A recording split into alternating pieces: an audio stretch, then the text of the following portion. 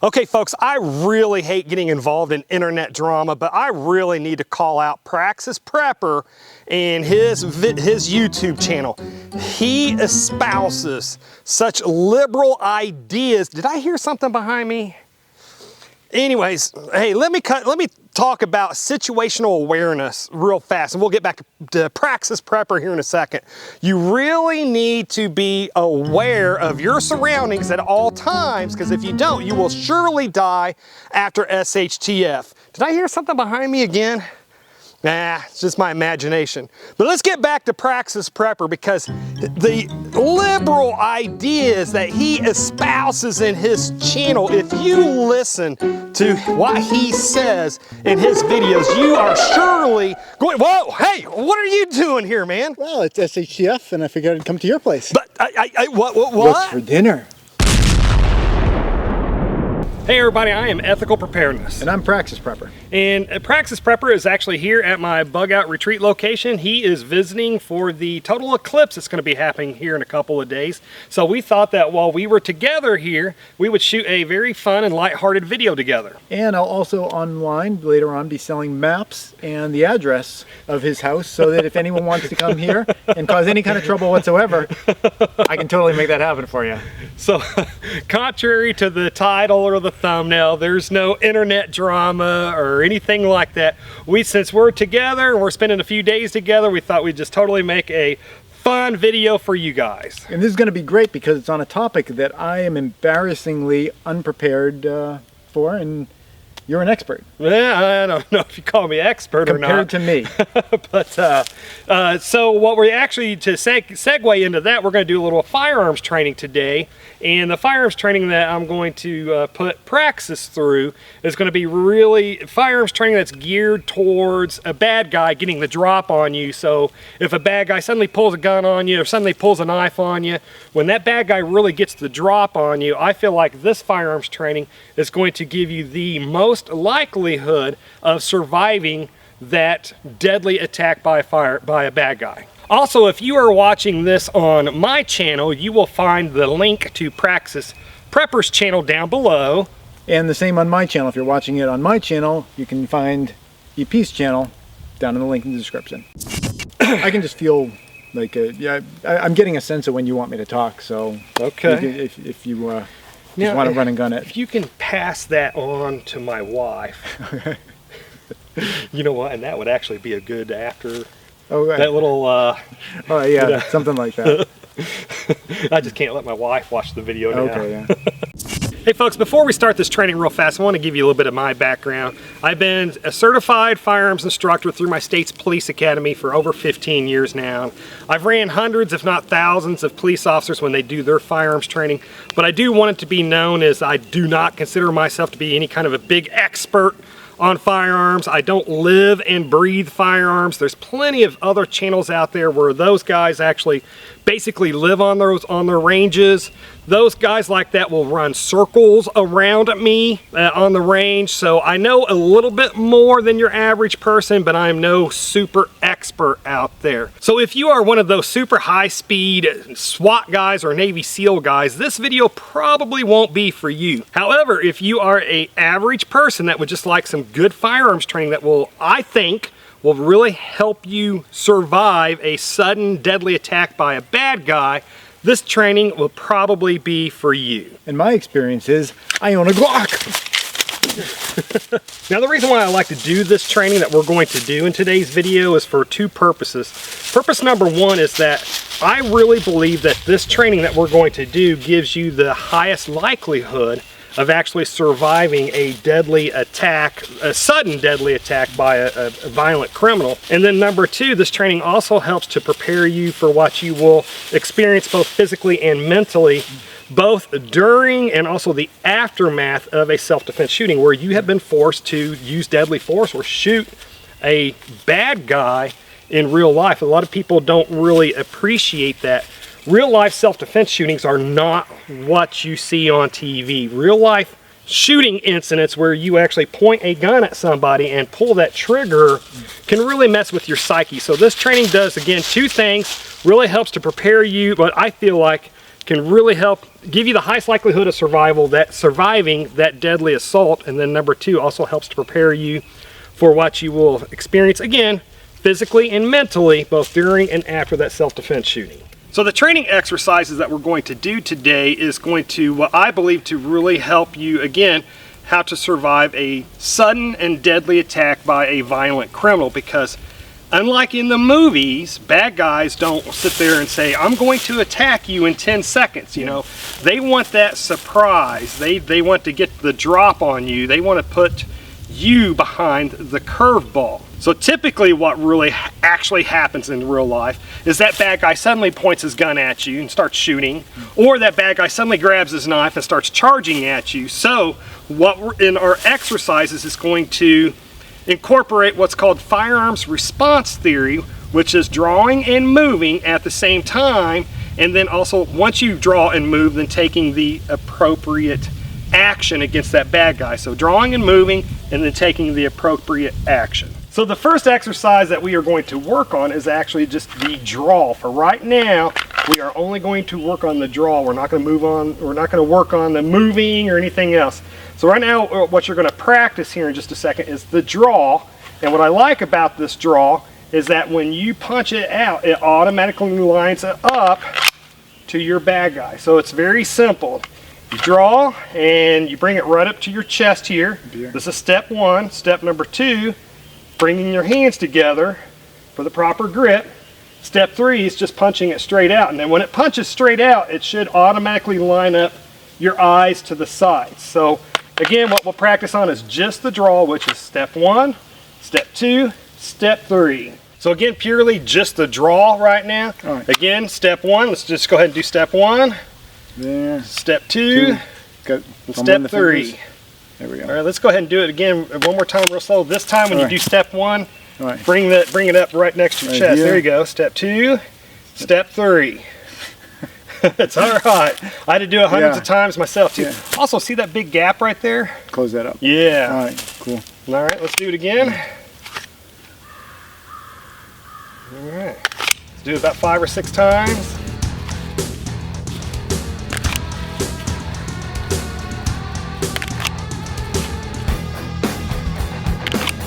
Okay, so the great thing about this draw, now right now for the YouTube video purposes, we're really close to the target, so everything can be in shot, but in real life, hopefully you'd have a little bit more distance between you and the bad guy. But what I really like about this draw is that it automatically lines your gun up to his center mass. And the other thing that I really like about this draw is that it really improves your accuracy while you are moving and shooting at the same time. Most firearms training, you just stand still and shoot at your target. But if you have a bad guy that's pointing a gun at you, shooting a gun at you, or charging at you with a knife, which is easier to hit, a target that's static and standing still, or targets that's moving, which one's harder to hit? Well, you can take this and throw it at me and I'll find out. Yeah, so I mean, obviously a target that's moving is a harder target to hit. So the next exercise that we're going to include in this training is drawing and moving at the same time. So right now we just did just the drawing part, and now we're going to incorporate moving along with it, and not only moving but giving voice commands along with it. All right, folks, so real life happened yesterday. Was only able to film half the video. We're filming now the next day. It rained last night. Now we got a little bit of a folded up and a wet target here, but we're just gonna work with it. So we are still going on now with we've already done the draw, and now we're adding in the movement along with that draw. So now since we've got the draw down pat, now we're gonna move in the drawing and moving and giving voice commands at the same time, and it's going to look pretty similar, and hopefully I'm not out of the camera range. It's going to look pretty similar to this, where you're actually drawing as you're moving, punching out, and giving voice commands all at the same time. So drawing, giving voice commands, and moving all at the same time. So now I yell, "Drop the weapon, please!" All right? You can yell, "Drop the weapon, please." Please, yeah, I like that. Drop the weapon, please. So just drop the weapon, all right? So the whole point is that you don't draw and then start moving. You don't start moving and then draw. You want to do it all at the same time because, again, this is training for when a bad guy suddenly pulls a gun out on you, suddenly pulls a knife out on you. So you're having to instantly react to that. So with the firearms response theory, again, you're moving, preferably moving towards cover or towards safety. But the main thing is you're getting off the X, and so as you're moving and drawing and giving voice commands, you respond appropriately to your bad guy. So if the bad guy is continuing his attack, if he still has his gun pointed at you, then you fire to save your life, to defend yourself. If he drops his gun, or if he turns and runs, or if he drops his knife, then you're not going to shoot, and you're going to continue to move towards safety. So we'll go ahead and run you through a couple of practice times and see how you do. Okay, what we're gonna do here is when I yell gun, gun, gun, I don't want you to actually fire. You're just going to work on the drawing, moving, and giving voice commands at the same time. Again, don't fire, but just go through all the other motions. Go ahead and, why don't you just go ahead and be like you would be a normal, like walking down the street. Don't actually walk, but yeah, normal stance, yeah. Gun, gun, gun, gun, gun.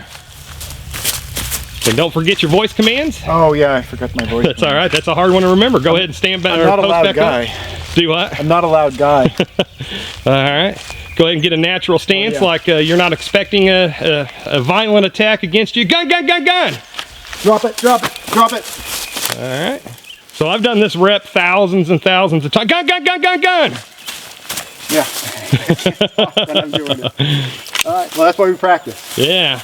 So now off camera, we're going to practice this a couple, dozen more times, but something that I do at home, I've got a big mirror in my bathroom, and so I will post up in front of that mirror, and then I will, at home with an unloaded weapon, I'll suddenly move, draw, get the voice commands, and I'll aim at my own center mass in that mirror. So it's good. It's just a good way to get hundreds or thousands of those reps in, just doing it once or twice in the morning before you head out to work or what have you. Doppelgangers beware.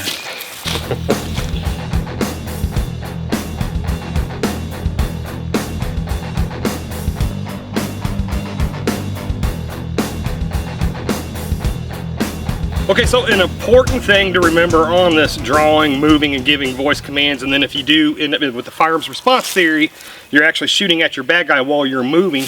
Yes, the bad guy only has to move his gun to keep you in his sights, but you, with having received training, and of course the training you're going to continue to do after today on this, when you're able to give accurate fire while you're moving on that bad guy, number one, it makes it harder for him to hit you because you're moving. Number two, when you're delivering accurate fire on that bad guy and your rounds are hitting him, that's going to make his accuracy even worse, giving you more of a chance to survive that deadly force encounter. So we've worked on the draw, we've worked on the moving, drawing and moving and giving voice commands at the same time.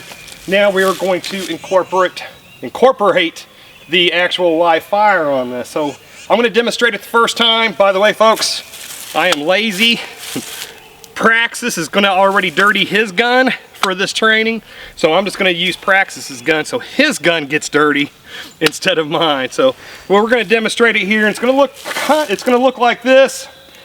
By the way, if I was a really, really good and I lived on the range, when I move and draw and fire, shoot as I move, if I was like as good as like John Level from Warrior Poet Society, I would end up with all 3 rounds like right here. But me, not living at the range, my rounds are probably going to be, you know, a little bit more widespread. However, this is representing the bad guy's torso. So if I hit him down here and hit him up here and hit him up here, and he does not hit me, then that's a good desired outcome. All right, so what we're gonna do is I'm just gonna kind of post up, and you are going to say gun, gun, gun. That's gonna be my cue that I'm being attacked in a deadly manner. Gun, gun, gun. Oh, let me load first. I surprised you. It happens when you least expect it. You ready? Yep. You don't need to be ready because you're ready all the time. Gun, gun, gun. Drop the weapon! All right. Well, those all would have hurt. Do what, buddy? Those all would have hurt. Yeah, I mean, he would have regretted his life's decisions that day. We'll go ahead and do it again. Good, good, good. Drop the weapon, drop the... All right. You get that same mark. Could be better. I mean, at least they're hitting, you know, these would be bad shots. They'd make for a bad day for him, so I'm happy with it. All right, we'll get you posted up and you can do a few rounds. How's that sound? That's what we came here for. All right, we're gonna go ahead and do this again, just with a little bit more distance between me and the target. And you say whenever. Gun. Drop the weapon, drop!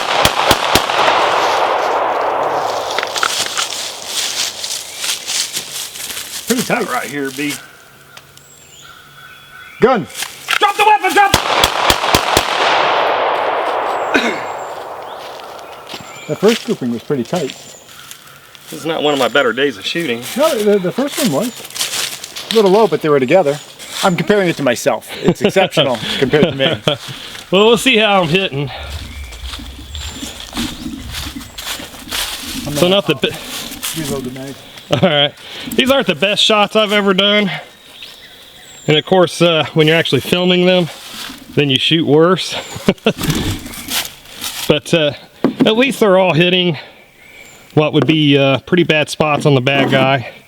So for actually moving while you shoot and not just standing still, I'm not going to sneeze at him. Not as good as I'd like to be, but I'm not going to sneeze at him either. This is his very first time ever doing moving and shooting, so kudos to him for being willing to do this on video. Public display for humiliation. Public display, yeah. So everybody give kudos for Praxis for this. So how do you, I'll just tell you, just go when you're ready. Does that sound good to you? As though I'm the aggressor. Okay, all right.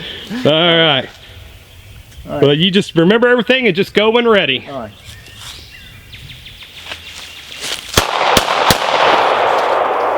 Did any of them hit the target? I didn't see. I was looking at you, but the only thing I'd say is remember is the... That's probably me, and I think those are me. Yeah, so I marked mine, so if there are any new holes, they're yours. I only did 3. I think that you didn't mark that one. Oh, I missed one. So I think it's down here, shooting in the groin, almost, and these guys. So you go when ready. All right. Drop it, drop it.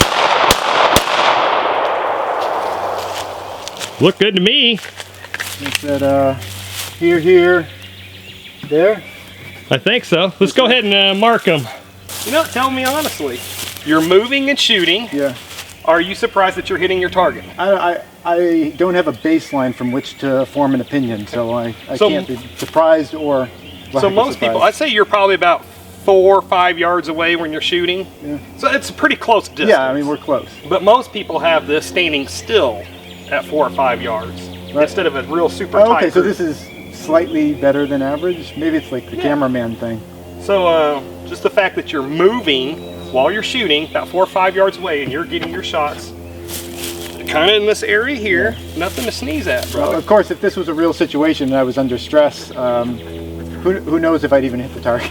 And you know what, Praxis actually brought up a very good point there that I forgot to mention earlier, which is shooting under stress. When you have a true life or death situation and a bad guy suddenly pulls a knife out, suddenly pulls a gun on you, you are more than likely going to squeeze that trigger until you perceive that that bad guy's no longer attacking you. When we do firearms training and we're pulling the trigger and the bullets come out and hit our target, we are subconsciously training ourselves that this is what, pulling that trigger is what saves your life. Because it's kind of what it is. I mean, you pull the trigger, the bullet comes out, hits the bad guy says, maybe I shouldn't be doing this no more. I'll stop my attack on my innocent person.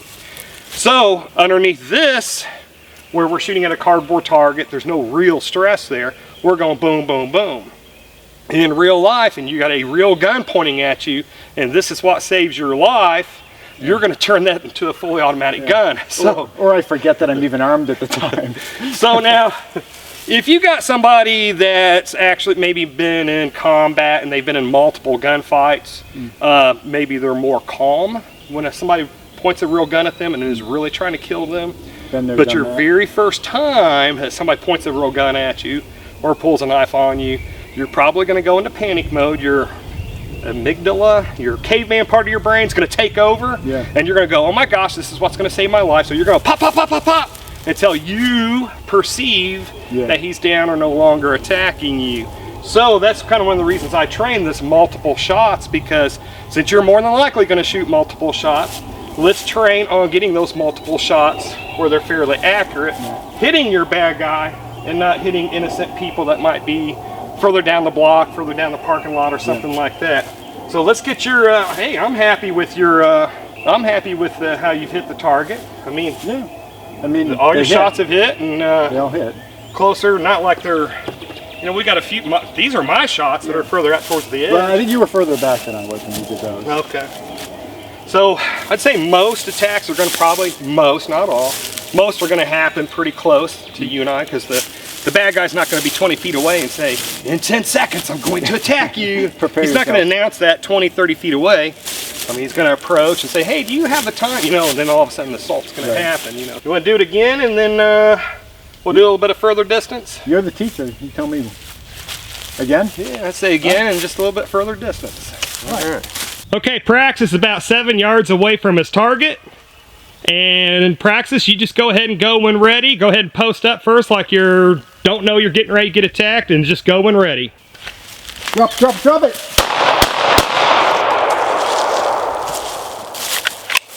And where'd you hit at? Did a second shot there. One here. Oh, and here. All right. Go pop, pop, pop. And as we continue to go through this, you'll just get better and better and smoother and smoother. All right, go ahead and post back up wherever you want to post up. All right, just post up like your normal everyday life, and you go when ready. Drop! I'm losing track. All right. Looks like there's more up in here. All right. Nothing to sneeze at all. That's 2 right there. 1 there, a couple here, 2 right there. It's kind of somewhere around there. I can't even tell if the camera's pointing at it or not. Yeah. So all your rounds hit and hit pretty close to center. Yeah. A little bit on the low side. So this would be his belly that you'd be hitting. Slow, painful death as he bled out. I gotta be honest, I don't like shooting. I know you said the woods back there are fine, but I'm going a little on the low side. Getting attacked by is the PC term the little people? I don't know what's okay now. I'm not very PC, but yeah, it's all right. All right. I just like the fact that they're grouped. Yeah. You know, wherever they happen to be hitting, I'm glad that there's a consistency. Anyway, what I really like is that we're hitting the target, and our rounds aren't going out. You know what I mean? Where we would be, if this was a real bad guy, we wouldn't be missing the bad guy, and if this was a real bad guy, he would be getting hit with the hollow point rounds where they mushroom out and have a high likelihood or a good likelihood of not going through him and hitting an innocent person. So in real life, we would do this exercise over and over and over again. So we're going to stop filming us continuing doing this training, because if we filmed the whole training that we do, this would be a 2-hour-long video. What we are going to move on to now is what to expect both during and after your self-defense shooting, because I honestly feel that that is just as important to know and to learn as actually learning how to shoot itself, because the more that you know what to expect, and then when you start experiencing those both during and after your shooting, the better off I think that you will be. So let's get on to that part. All right, now we're going to talk about what to do or what to expect both during and after your shooting, your self-defense shooting.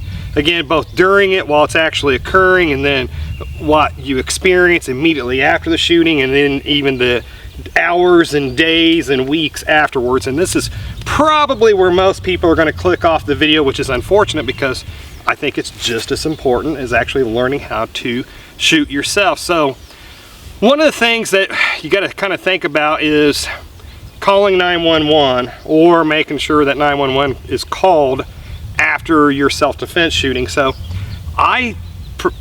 preferably it's probably going to want to be you that calls 911. Now there's going to be a lot of people that's going to comment saying, don't call 911, just get out of there.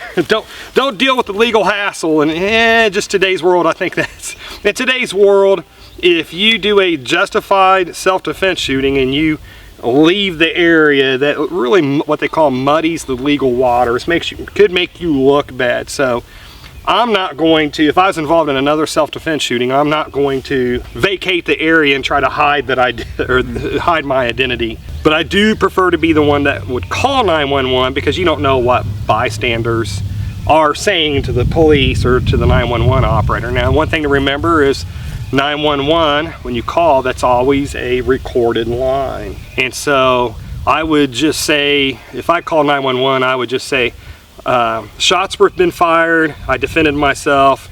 I would probably give what I was wearing so the cops would know who I was when they showed up.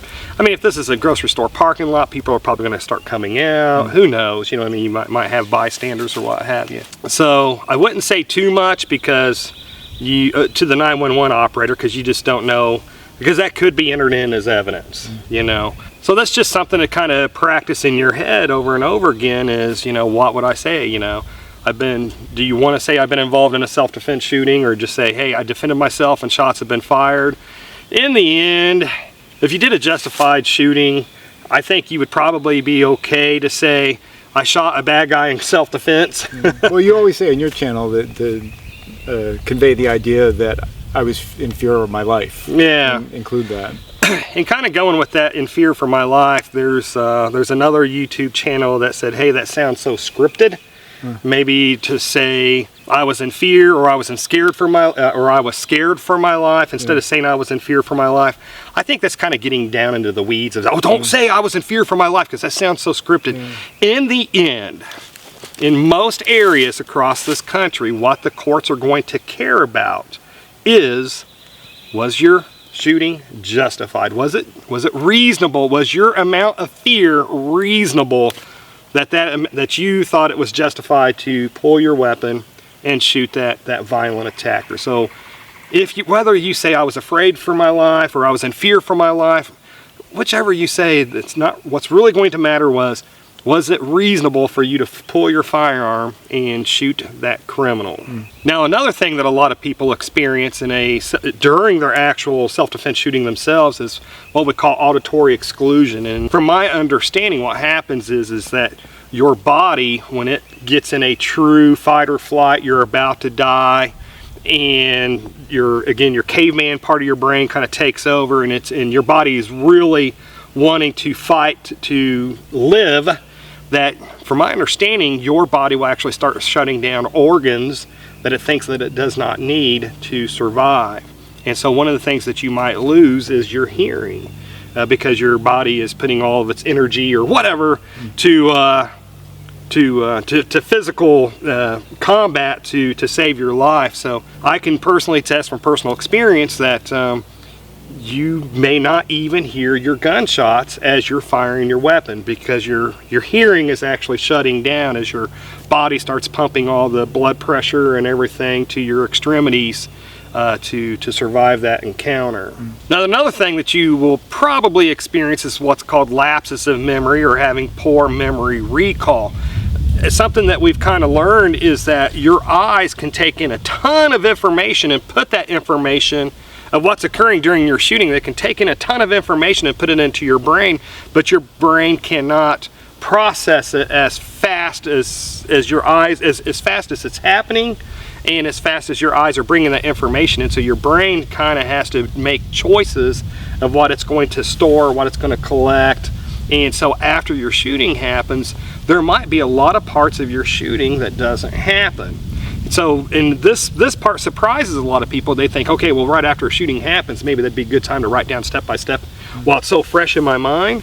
But what they've actually found is after you've had 2 nights of sleep, not 2 nights later, but 2 nights of sleep, and your brain has actually had the chance to be able to rest and decompress and actually process everything that happened, they actually find that 3 days later, as long as you've had 2 nights of sleep, it might be 4 or 5 days later for you to get those 2 nights of sleep, that when your brain has the chance to process that, you end up getting those different memories that are kind of jumbled up in your head, and they kind of put them more in order as the days progress and as you get more sleep. And another thing that you have happen is that you will constantly replay that over and over and over again in your mind. And right after the shooting, and even several days after that shooting, if you're awake, you're thinking of that shooting. You're replaying it in your mind over and over again. And that's just your brain reprocessing it and just putting everything and just comprehending it and just putting the stuff in order, because you just had, when you have a true life or death situation like that, again, it's just, it's so, I don't really have the words to say it.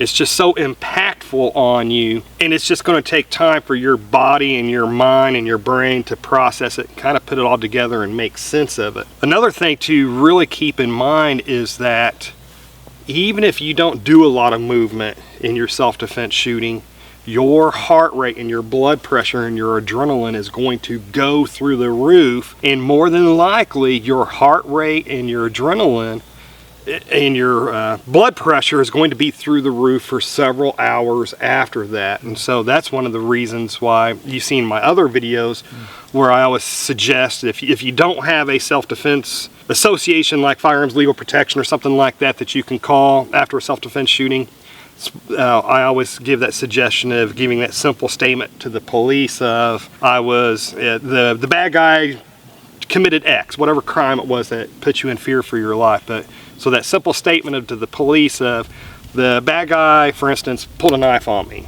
I was afraid for my life, or I was in fear for my safety, or whatever. So I defended myself, and now I don't want to answer any other questions until I meet with my attorney and I don't feel good and I wish to be taken to the hospital. And a lot of people ask me, well, why do you want to go to the hospital if you're not injured? You know, so, but your adrenaline is so through the roof, your heart rate is so through the roof, your blood pressure is so through the roof, you might have injuries that you don't know about. So that's a good reason number one to go to the hospital. Number two, if you're not in peak physical condition and your heart rate and your blood pressure is that elevated for 15, 20 minutes, a half hour, 2 hours later, you could be 15 minutes or a half hour away from a heart attack, and you don't know it because, again, you're so amped up. So if you're going to end up having a heart attack, well, I would prefer to be at the hospital when those chest pains start coming on. In my case, it was 4 hours, several hours later before my heart rate and my blood pressure actually came down. I just remember even several hours later, my ears were still really warm after that, and I just remember my heart rate was still up, and we were sweating. Even though we were sitting in a room, we were sweating, dripping sweat off of us. So just something to kind of keep in mind there. Something else that surprised me was the brain freeze that you experience. So when you have to make all of these life-saving decisions in such a short amount of time, as soon as the shooting stops and you realize that you're alive, your body, your brain can at that time say, okay, you know what, I've done making decisions now. I'm exhausted. I'm not going to make any more decisions. And I honestly think that you could, if somebody just gets involved in a self-defense shooting, you can actually go to that person immediately after that shooting and say, hey, what's 2 + 2?